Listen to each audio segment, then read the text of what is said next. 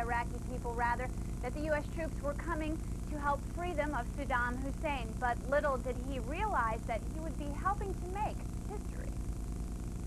The streets were just lined with people, and they're excited to see us, and they're happy. We made it into Baghdad. Plessett's unit was part of the ground troops that marched in to free Baghdad. He asked an interpreter to pass along a message to the newly freed Iraqis to clear the streets as more troops entered.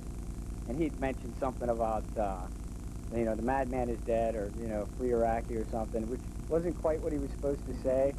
And it was tattooed in the minds of many. The Saddam statue in the center of Baghdad came down. All of a sudden they put a noose around the Saddam statue, and they were trying to pull it down, and then they pulled the statue down. These people just went to town on it. Plessich says at first he and his unit didn't realize the significance because it was the first time since being overseas that they weren't being targets of Iraqi soldiers. That did kind of designate to us that things had changed, and we made it into Baghdad, and the closer we got to Baghdad, the more the cheers got.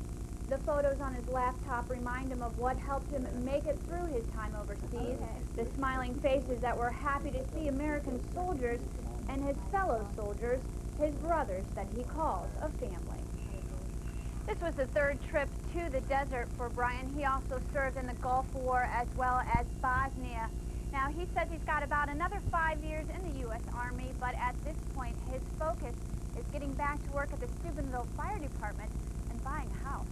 Reporting live in the News 9 newsroom, Nicole Azier, News 9 at 6. I would say